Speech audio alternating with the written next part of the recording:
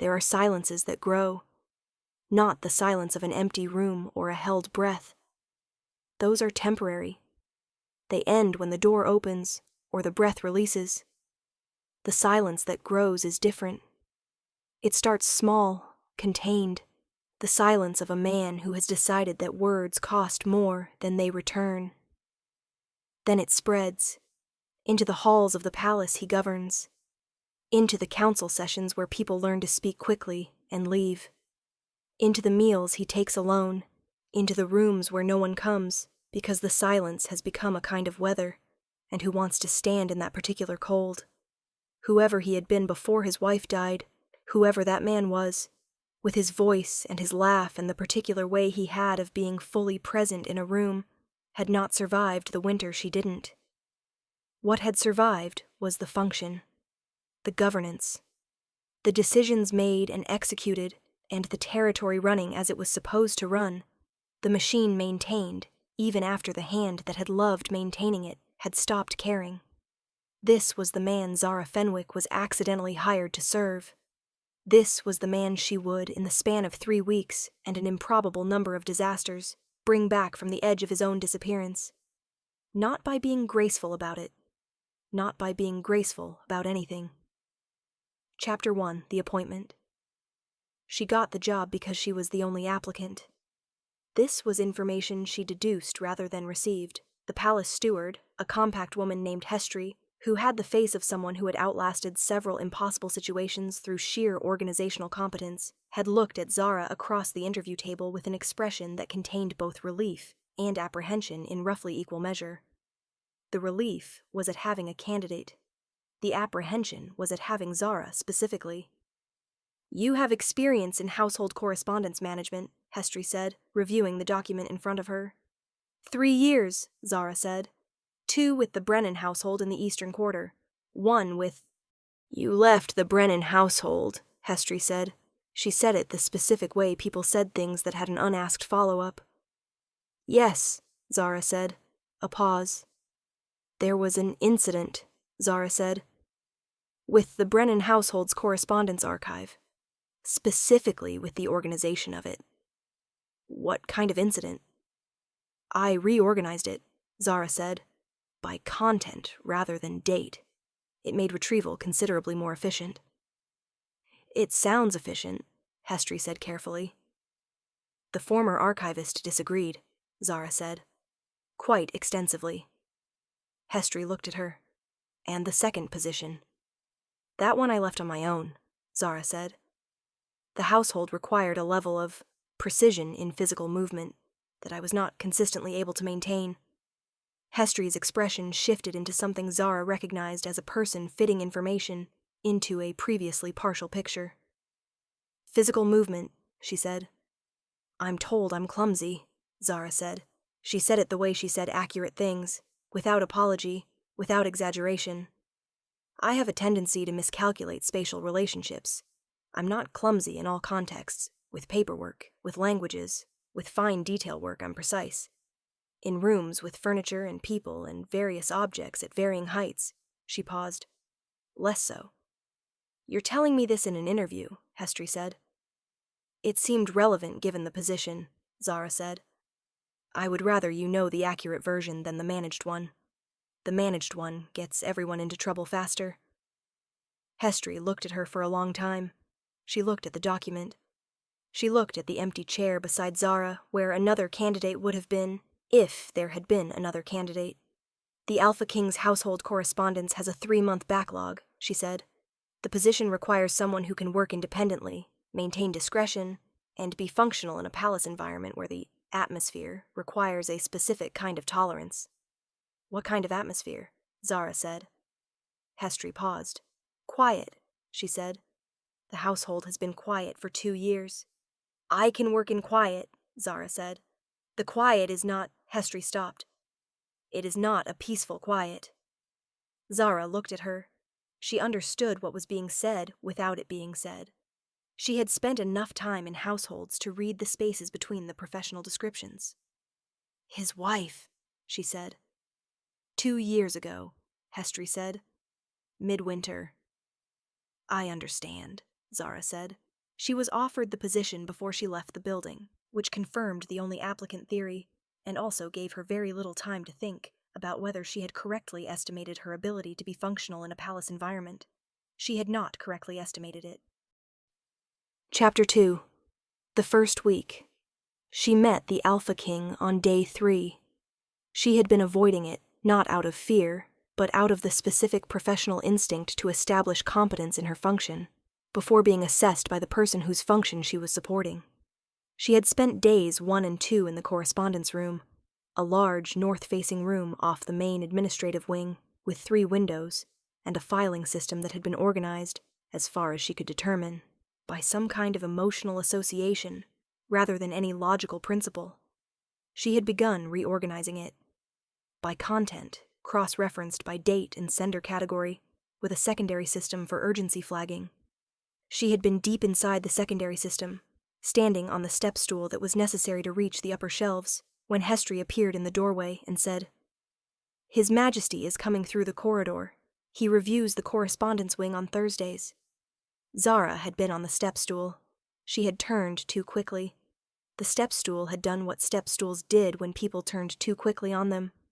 She had caught herself on the shelving, which had arrested the fall but displaced a stack of correspondence she had just organized, which had distributed itself across the floor of the correspondence room in a pattern that was, she observed while kneeling on the floor collecting it, almost decorative. She was still on the floor when the door opened. She looked up. He was standing in the doorway. She had prepared for this. Not the floor, not the correspondence across it, but the man. She had assembled what the household had offered, which was not much. The Alpha King, Sovereign Aldrich Vane, governed the Valdris territories and had done so for 9 years. He was considered effective and was also considered unapproachable, which in her experience meant people found him frightening and called it something more administrative. He had not attended a social function in 2 years. He had not been seen in the public market or the lower town in 14 months. She had expected the closed face she had read in descriptions of grief. She had not expected him to be looking at her on the floor with an expression that was trying, very hard, to be blank, and was not entirely succeeding. He was tall and dark, and had the kind of jaw that carried decisions in it, and he was looking at a woman on the floor of his correspondence room, surrounded by a decorative arrangement of 3 months of administrative backlog. "I reorganized the upper shelves," she said. "The reorganization is currently experiencing a setback." He looked at the correspondence on the floor. He looked at her. "Are you injured?" he said. His voice was low, maintained. "No," she said. "Occasionally I fall on purpose to assess floor quality. This is a good floor." He stared at her. She was not sure why she had said that. She was fairly sure it was the worst possible thing she could have said. She began collecting the correspondence from the floor with efficient hands, which was the part of her that was actually good at its job. He said nothing for a long moment. Then, "Hestry hired you." "Yes," she said, 3 days ago." "For the correspondence." "The correspondence and the associated administrative backlog," she said. "There is also a backlog in the treaty renewal schedule that intersects with the correspondence records. I've identified 14 treaties requiring attention in the next quarter. I have a flagging system." He was quiet. He looked at the floor, the scattered documents now being methodically retrieved by a woman who was moving across the floor with the focused efficiency of someone who was excellent at the actual work and had simply arrived at it by an unusual route.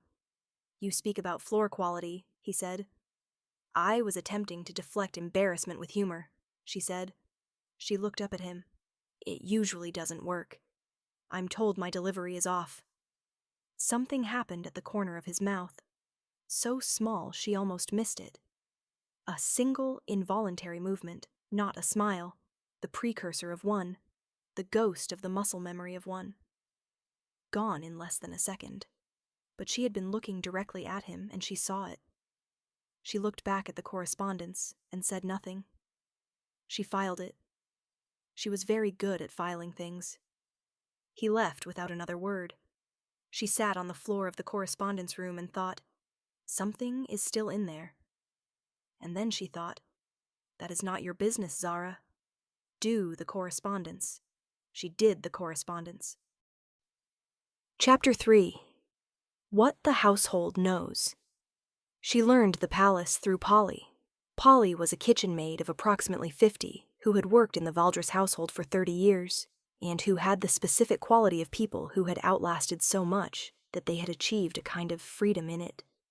They simply said what was true, because they had learned that the consequences were rarely as significant as anticipated. Polly brought her tea at the 10th hour each morning, uninvited, and sat in the correspondence room for 15 minutes and talked about what was happening in the household. He used to come to the kitchens, Polly said on the 4th morning. In the evenings, sometimes after dinner, he'd sit at the end of the kitchen table and eat something cold and talk to whoever was there. Chef Morvan, mostly, or me. She wrapped both hands around her own cup. He hasn't been to the kitchens in 2 years. Zara looked at the treaty renewal she was cross-referencing. What did he talk about? She said. Anything, Polly said. The territory, the council, small things, the garden, what was being built in the lower town. She paused, choosing. He had a way of finding things funny. Not loudly, quietly. A dry sort of funny, the kind you almost missed. She looked at her cup. We haven't heard it since Mira died. Mira, Zara said. His wife, Polly said. Mira Vane. She stopped again. She was the kind of person who made every room she entered the right size. Some people make rooms smaller. She made them larger. She drank her tea. The palace has been a different size since midwinter 2 years ago. Zara thought about this. She thought about the correspondence room and the 3 months of backlog and the 14 treaties and the single involuntary movement at the corner of his mouth. He still governs, she said. He governs, Polly agreed. He makes decisions. He meets with the council. He does every function. She looked at Zara. He just doesn't live while he's doing it. Zara nodded. She went back to the treaty renewal. You said something funny to him, Polly said, when you fell off the step stool. Zara looked at her. Hestry told me, Polly said without apology. About the floor quality. It wasn't funny, Zara said. It was embarrassing, and I deflected badly. He didn't look blank after, Polly said. Hestry noticed. He looked, she searched for it, like he'd forgotten something, and suddenly remembered it was still there. Zara was quiet. She thought about the precursor of a smile. That's not a function of my delivery, she said. No, Polly agreed. I don't think it is. She finished her tea and left. Zara sat with the treaty renewals and filed what she had been given under. Information, present, status, watching. Chapter 4. The Progression of Disasters. The second incident happened on day 8. She had been carrying the organized correspondence folders to the steward's distribution room, a legitimate task, appropriately handled, which she had been doing without incident for 5 days. The distribution room was at the end of the administrative corridor. The administrative corridor had a decorative urn on a stand at its midpoint that she had successfully navigated 7 times. On the 8th time, she had been reading the top folder while walking. The urn was a significant piece. She had been told this after. The crash brought 3 staff members into the corridor. It also brought Sovereign Vane, who had been in the council room adjacent. He came through the door and looked at the urn, now in 3 large pieces and 2 smaller ones, and at Zara, who was standing among them with the folders intact and an expression she hoped conveyed professional composure. The urn, she said. Yes, he said. I was reading while walking, she said. I have a known tendency to miscalculate spatial. You told me, he said. Yes. He looked at the urn. The 3 staff members had gone very still in the specific way of people waiting to understand what category of response was appropriate. He looked at each piece. The urn had been a significant diplomatic gift from the Eastern Territories. She was now being told telepathically by Hestry's expression in the doorway. He looked at Zara. Was it the treaty renewal folders? He said. Yes, she said. Which ones? The Arenthal boundary series, she said. The secondary cross-references are complex, and I was verifying a date while walking, which, in retrospect. The Arenthal series has an error in the original 40-year agreement, he said. In the secondary cross-references specifically. He looked at the pieces of the urn.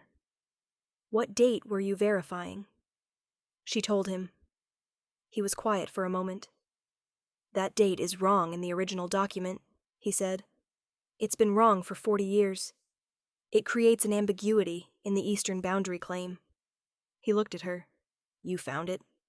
I wasn't certain I'd found it, she said. I was checking. While walking, she confirmed. He looked at her for a moment, at the folders, at the urn, at her face. Something was happening in his expression that was not the blank and was not the precursor she had seen on day 3. Something more sustained. Hestry, he said without looking away from Zara. Have the urn pieces assessed for restoration. A pause. The Arenthal error.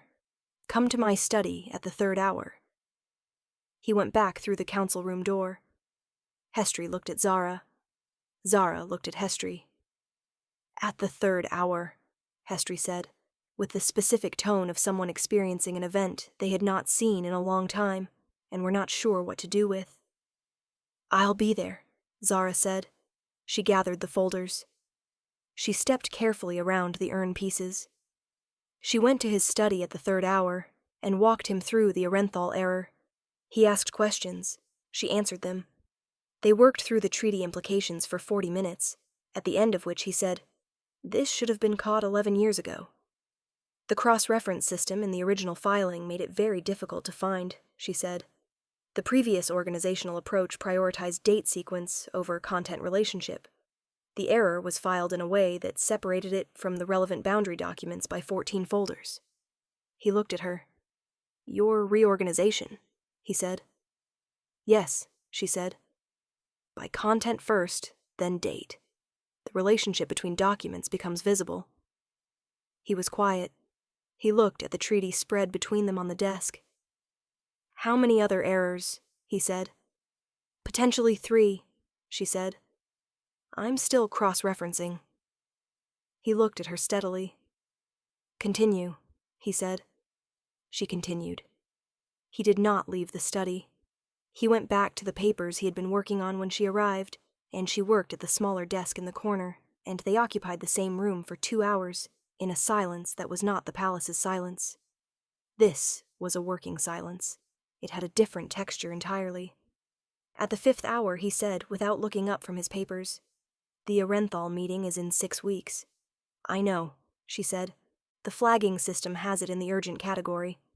Can you have the full error analysis complete before then? Yes, she said. He went back to his papers. She went back to the cross-references. Outside the study window, the afternoon was doing its afternoon business, indifferent and ordinary. She thought, this is what the work looks like when it matters. She thought, don't read into the study. It's a study. Do the work. She did the work. Chapter 5. The silence breaks. The 3rd incident was not her fault. She wanted to be precise about this because precision was the thing she did not compromise on. She had been in the East Garden, permitted there, she had checked, sitting on the low wall with the Arenthal cross-references because the north-facing window of the correspondence room had insufficient afternoon light, and she had learned that natural light reduced her error rate in close document work. She had not knocked over the garden chair. The garden chair had been placed by a maintenance staff member in a position that created a navigational hazard on the path to the east wall seating, and she had simply encountered it on her way back from the well with the water cup she used for the ink when doing corrective notations. The chair had gone sideways. The water cup had gone upward. The cross-references had, through an admirable series of instinctive adjustments on her part, been saved entirely. She had not been saved from the water cup. She was standing in the garden, cross-references dry in her hand, water running off her left side, assessing the situation with professional equanimity, when she heard the sound. She turned. He was standing on the garden path, having come around the corner of the east wing, at what was evidently the precise wrong, or right, moment. He had stopped. He was looking at her. He was laughing. Not loudly. Not the performed laughter of a man managing a social moment. The real kind. Surprised out of him. The kind that lived below the maintenance level.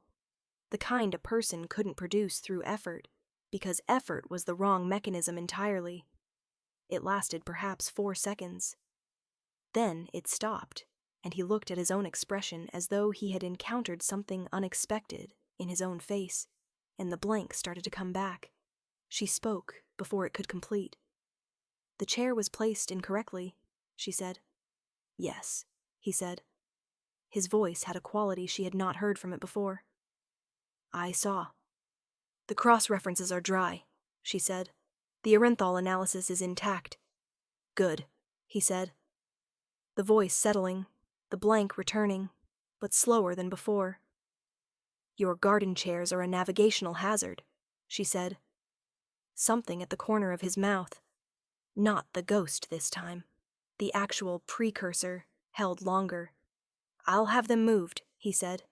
"I'd appreciate it," she said. "I have 3 more potential treaty errors to cross-reference, and I cannot do them without the garden light." He looked at her.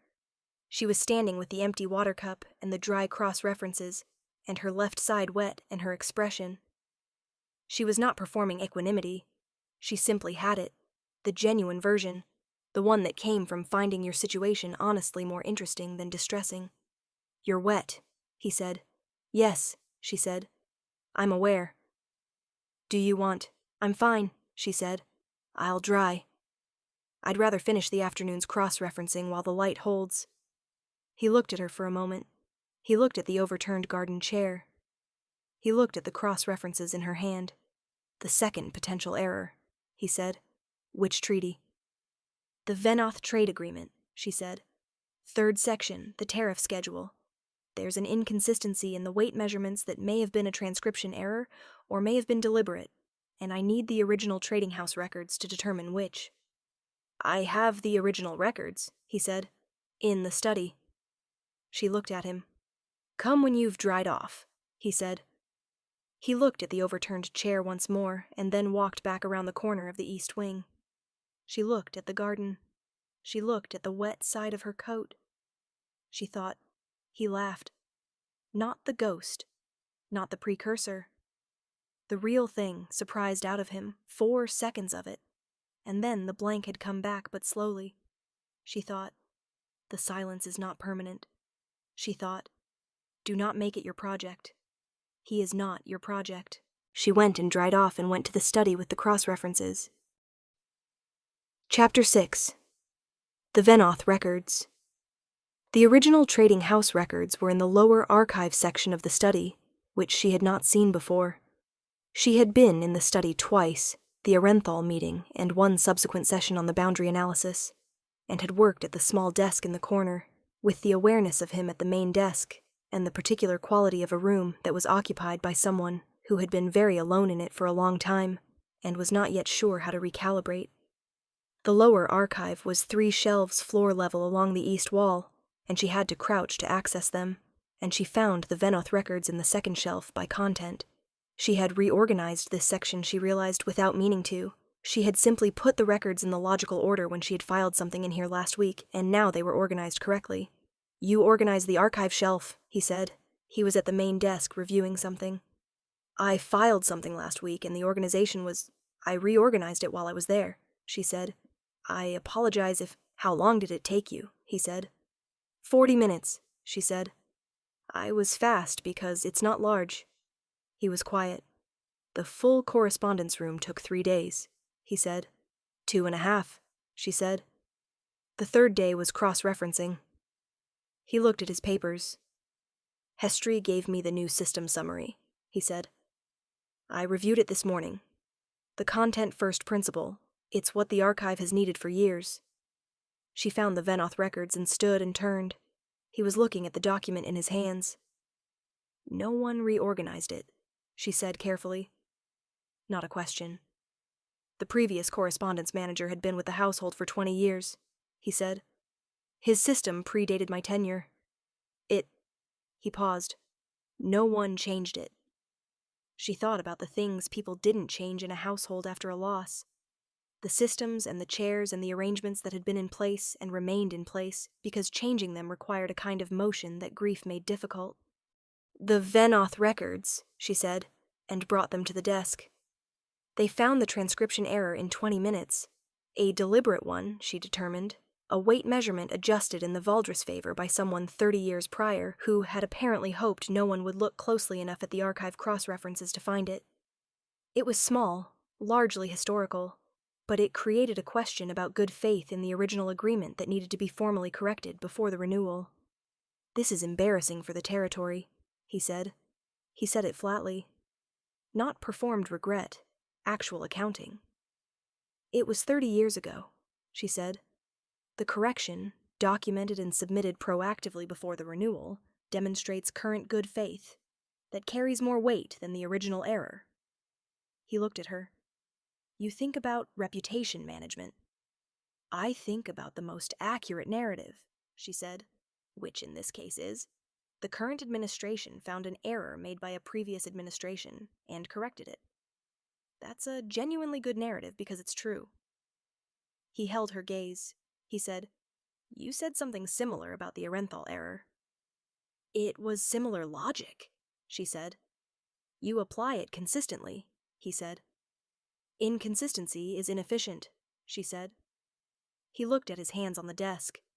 Then, with the quality of someone who had decided to say something before they managed it back into silence. My wife used to say that the true story was always better than the managed one, even when the true story was uncomfortable. Zara was very still. It caused her considerable difficulties with the council, he said. He said it to the desk rather than to her. They preferred managed narratives. She found that she described it as living inside a house where all the windows have been painted over. That's accurate, Zara said quietly. As a description. She was accurate about most things, he said. It was an unusual quality. Zara looked at the Venoth records in her hand. She thought about Polly's description, the kind of person who made every room she entered the right size, and the 4 seconds of surprised laughter in the garden, and the ghost at the corner of his mouth on day 3. She thought about the painted-over windows. She said, She sounds like someone who was worth knowing. He was very still. Everyone says that, he said. His voice was lower. They say it in the past tense, and they mean it kindly. And every time they say it, I understand that they are filing her correctly, in the past, where she is, and I have not finished filing her. She looked at him. He was looking at the desk. You don't have to finish, she said. Filing and losing are not the same thing. He looked up. The archive, she said carefully. The records don't stop being accessible when you file them. They're still there. The filing just means you can find them when you need them instead of having them everywhere at once. She paused. That's different from losing them. He was looking at her with an expression she had not seen in any of the previous interactions. Not the blank, not the precursor. Something that was being received. The study was very quiet. That's the first useful thing anyone has said to me about it in 2 years, he said. He said it simply, without performance, the flat accuracy she had come to recognize as his honest register. She said nothing. She gave it the space it needed. After a moment, he looked at the Venoth correction document she had been building. Finish the Venoth analysis, he said. And the third potential error. Which treaty was that? She found her footing. The Brentford mineral rights, she said. I should have it by tomorrow. Tomorrow afternoon, he said. The study. He looked at his papers. If the light is better here than the garden. Significantly, she said. Then we'll work here, he said. He went back to his papers. She went back to the cross-references. The study held them both and was a different size than it had been at the beginning of the afternoon. Chapter 7. 3 weeks. The 4th incident happened on day 17 and was definitively not her fault. The palace cat, a large gray animal of significant personal authority, who went where he chose and answered to no one, had been sleeping on the step of the main staircase, which was not a place a cat should sleep on a staircase that had people using it. She had encountered him on her way down from the upper archive with the Brentford documentation, and she had made the reasonable choice to step around him, and the step around him had put her foot on the edge of the step, and the edge of the step had been, it turned out, slightly narrower than she had calculated. She had caught the balustrade. The documentation had not caught anything. It had descended the main staircase in a slow, majestic spread that covered approximately 9 steps, and looked, in the afternoon light, genuinely beautiful in a way that had nothing to do with its function. She was standing at the top, holding the balustrade, and assessing the documentation spread when she heard, "The Brentford Mineral Rights." She looked down. He was at the bottom of the staircase, having come through from the east corridor, with a cup of something, tea probably. The household drank substantial amounts of tea, looking up at her, and then down at the spread of documents on the stairs. "The cat," she said. "Yes," he said. He was on the step. "He does that," he said. She looked at the documentation spread. She looked at him. He was looking at the documentation with an expression she had been cataloging over 17 days, and which she now knew well enough to read, the quality of someone who was fighting something at the maintenance level, and was, today, losing in the specific way of someone who had decided to stop fighting so hard. "The pagination is sequential," she said. "If we collect it in order from the bottom, it should reassemble correctly." He put down the cup. He picked up the first document from the lowest step and looked at it. He looked at the page number. He picked up the second. She came down the stairs and began from the top. They met in the middle. He handed her his stack. She looked at the page numbers. She organized them against hers. He watched her do it with the expression she had been waiting to name, and she named it now. Present. He was entirely present, in the specific way he had been in the study over the past days, in the specific way she had come to understand was not his default state anymore, but was becoming, gradually, imperfectly, more available. "All here," she said, "in order." He looked at the assembled documentation. He looked at her. "You know," he said, "most people would find this distressing." "I find it inconvenient," she said. "There's a difference." "Yes," he said. The corner of his mouth. Not the ghost. The actual thing, held, sustained. The full precursor of something she had been watching build for 17 days. There is. He picked up his tea from the step where he'd placed it. He looked at the documentation in her hands. "The Brentford analysis? Is it complete?" "Nearly," she said. "I need the supplementary survey records from the lower archive." "They're in the study," he said. He started up the stairs. "Come up when you're ready." She watched him go. She watched the way he moved, not the managed movement of a man who had been maintaining himself for 2 years, but something slightly different. Something that had a little more of the original person in it. She thought about filed things that were still accessible. She thought, slow. It's slow and imperfect, and it is also real. She went up to the study. Chapter 8. What the Study Holds. On day 21, Polly brought 2 cups of tea to the correspondence room. Zara looked at the second cup. "He hasn't come to the kitchens yet," Polly said. "But last night he asked Chef Morvan what was being made for the week." She sat down. "He hasn't asked that in 2 years." Zara wrapped both hands around her cup. She said nothing. "Hestry says he's been in the study more," Polly said. "Working sessions with the correspondence. 4 in the past week." "We have the Arenthal preparation," Zara said. "Yes," Polly said. "That's what Hestry says." She looked at Zara with the expression of a woman who had worked in this household for 30 years and was not fooled by professional explanations. "And what do you say?" Zara thought about this honestly. "I say the Arenthal preparation is a genuine and significant reason," she said. "I also say that the errors needed to be found, and they were found through a reorganization system, and the reorganization system has produced other findings of value." She paused. "The study sessions are productive." "That's a managed answer," Polly said. "I know," Zara said. I'm managing it because the unmanaged version is not mine to have. Polly looked at her. Mira used to say, she said slowly, that the palace had a habit of producing the person it needed when it needed them. She said it wasn't luck. She said the territory was a living thing, and it found what it required. Zara looked at her cup. I'm a correspondence archivist, she said. You are, Polly agreed. A very clumsy one. Yes. Who found 4 treaty errors in 3 weeks? 3 confirmed, Zara said. The 4th is still under review. Who made him laugh in the garden? Polly said. The first time in 2 years? Zara was quiet. I'm not saying anything else, Polly said. She finished her tea. She stood. I'm just saying the palace knows what it needs. She picked up her cup. And sometimes what it needs has a talent for falling off step stools. She left. Zara sat with the tea and the treaty cross-references and thought about managed answers and the specific exhaustion of them. At the 3rd hour, she took the Arenthal preparation materials and went to the study. He was already there, working the way he was always working when she arrived. The management of the territory, the decisions made and executed, the function maintained. But there was something in the quality of it that was different from the first time she had sat at the small corner desk. The room had a different pressure. She set the materials on her desk. She sat. He looked up.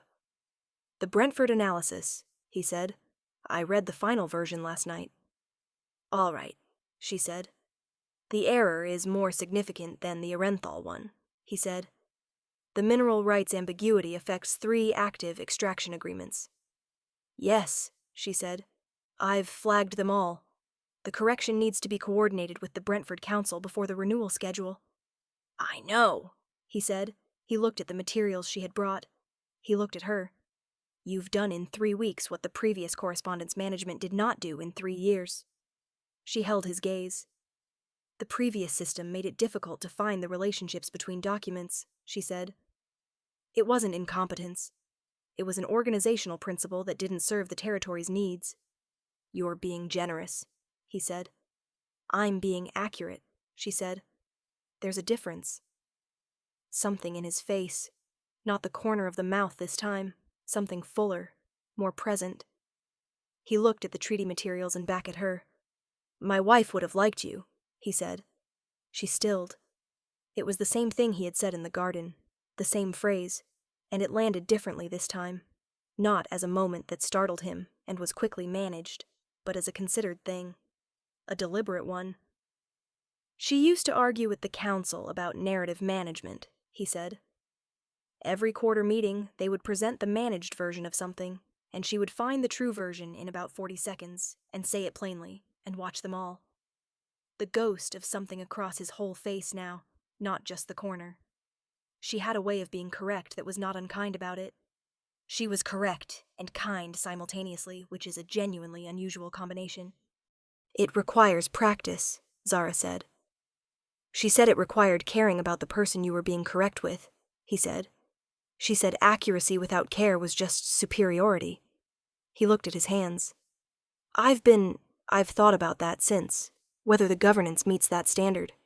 He looked up. Whether I've been accurate without caring. For 2 years. She was very careful with the next thing. Grief doesn't remove care, she said. It submerges it. The care is still there. The function of it just becomes harder to access when the person who organized it in you is gone. He was very still. That's what Mira was for you, she said. Not just the person you loved. The person who organized the care, who made it accessible. She held his gaze steadily. She's been gone 2 years, and you've been governing and making decisions and maintaining the function. And the care has been there. It's been showing up in the treaty corrections, in the Brentford coordination, in the fact that you're concerned about whether the governance meets the standard she named. The study was completely quiet. He looked at the materials on the desk. He looked at his hands. He looked at her. You've been doing this since the step stool, he said. I've been doing the correspondence, she said. And adjacent to the correspondence, he said. She said nothing. I'm not. He stopped. He found the words carefully. I'm not in a position to say something large. I'm aware that what I have been for 2 years is not the version of myself I recognize. I'm aware that the version I recognize it's been absent. He held her gaze. What I can say is that the past 3 weeks have been the first time in 2 years that I've been in a room and felt the room at its actual size. She breathed. That's not small, she said. No, he said. It isn't. The afternoon light came through the study window. Outside, the palace was going about its business, the territory running, the decisions made and executed. Inside the study, 2 people sat with treaty corrections and cross-references, and a silence that was not the old silence, not the growing kind, not the weather kind. This one was the kind that meant something was ready to be said when the time was right. Neither of them said it yet, but the room was the right size. Epilogue. 1 year later, the Arenthal renegotiation concluded in the spring. The 3 confirmed errors, Arenthal boundary, Venoth transcription, Brentford mineral rights, were corrected in the foundational documents. The 4th had turned out to be a partial error, half transcription and half original, resolved by a document Zara had found in the lower archive 3rd shelf on the day she had been looking for something else entirely. She found most of her best things while looking for something else. She was in the correspondence room, her correspondence room now, reorganized twice over, the system refined and documented for any future archivist, when Polly appeared with 2 cups of tea and an expression of someone delivering information they had been waiting to deliver. He came to the kitchens last night, Polly said. Zara looked up from the renewal schedule she was building. Yes, she said. I know. Polly sat down. You know. He told me he was going to, she said. He said Chef Morvan had mentioned that the autumn root soup was being made this week, and he remembered liking it. She paused. He went to ask if there was any left. Polly looked at her with 30 years of household perspective. He remembered liking things, she said. Yes, Zara said. He laughed at the council meeting last week, Polly said. Hestry told me. Someone made a poor argument, and he pointed out exactly why it was poor, and it was him, the way he used to be, dry and precise. I know, Zara said. He told me about it. Polly looked at her over the rim of her cup. You 2 talk, she said. We work together, Zara said. You work together, Polly agreed. And Zara looked at the renewal schedule. She thought about managed answers and the specific exhaustion of them, and the conversation she'd had 3 months ago about accuracy, without care being just superiority. And we talk, she said, about the governance and the territory, and the treaty system, about Mira sometimes, about what the territory needs and what he needs. She paused. About the cat and where he sleeps, and whether the garden chairs have been correctly positioned. Polly was very quiet. Have they, she said, been correctly positioned? Yes, Zara said. He had them moved, personally.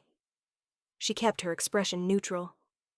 Apparently, he needed to verify the navigational clearance himself. Something happened in Polly's face that was the 30-year veteran equivalent of pure delight, carefully managed. He's coming to the correspondence room at the 3rd hour, Zara said. We have the renewal schedule. Of course, Polly said. She stood. She collected her cup. At the door, she paused.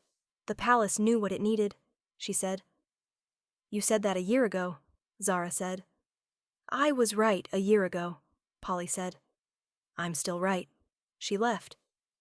Zara looked at the renewal schedule. She looked at the 4 books Polly had put on the correspondence shelf 6 months ago, because she said a room without books was not right. Polly had said Mira would have said so, and Zara had agreed, and they had stayed. She heard his step in the corridor. She knew it by now. She had been cataloging his movement through the palace for a year, the way she cataloged everything, and his step had changed over 12 months in ways she could measure. Fuller, more present.